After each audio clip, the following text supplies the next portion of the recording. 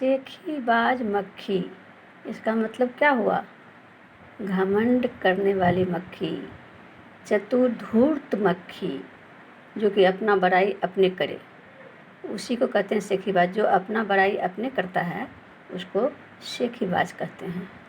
तो ये मक्खी जो है सेखीबाज थी। अब देखो, वो जंगल गई मक्खी।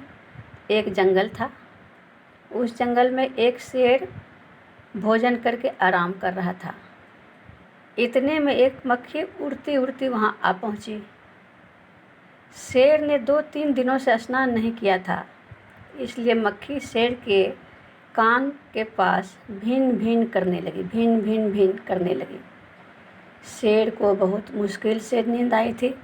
उसने पंजा उठाया, पंजा मतलब पैर।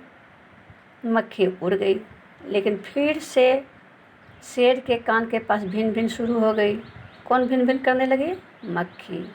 अब शेर को गुस्सा आया, वह दहाड़ा मतलब गरजा, अरे मक्खी दूर हट, वरना तुझे अभी जान से मार डालूंगा।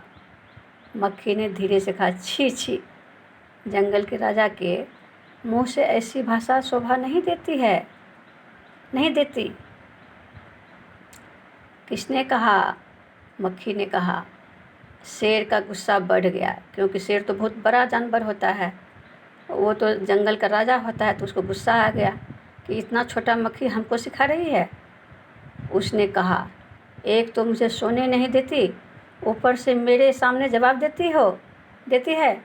चुप हो जा, वरना अभी। मक्खी बोली, वरना क्या कर लोगे?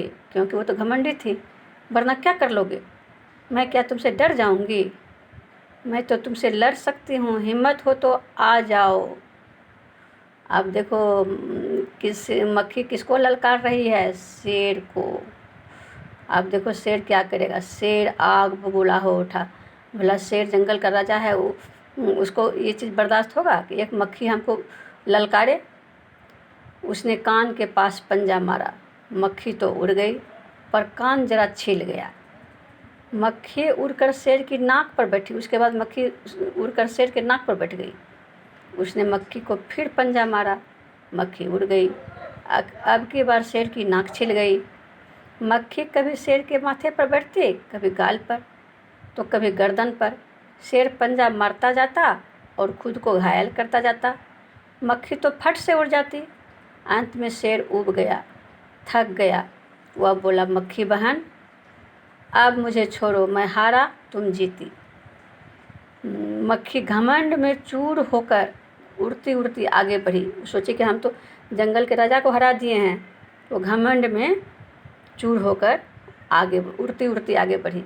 सामने एक हाथी मिला। सामने कौन मिला उसको? हाथी। मक्खी ने कहा, अरे हाथी, मुझे प्रणाम कर। मैंने जंगल के राजा शेर को हराया है, इसलिए जंगल में अब मेरा राज चलेगा। हाथी ने सोचा, इस पागल मक्खी से बहस करने में समय कौन बर्बाद करे।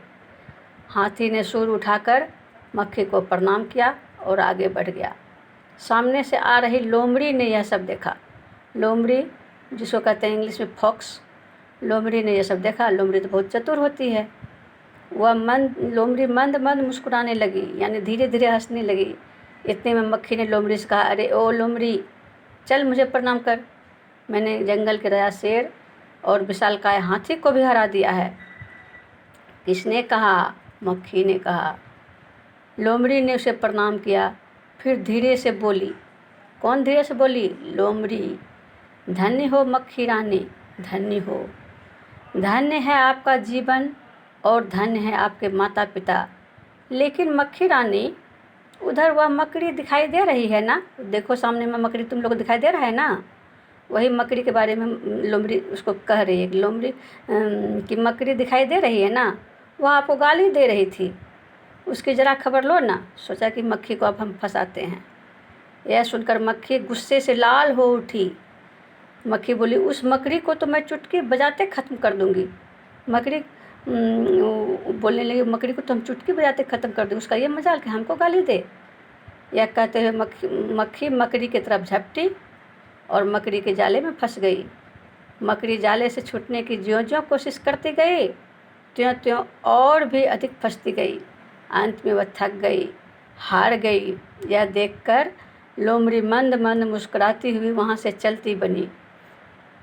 इसलिए कहा गया है कि आदमी को कभी घमंड नहीं करना चाहिए। घमंड करने से आदमी का वही हाल हो सकता है जो मक्खी का हुआ।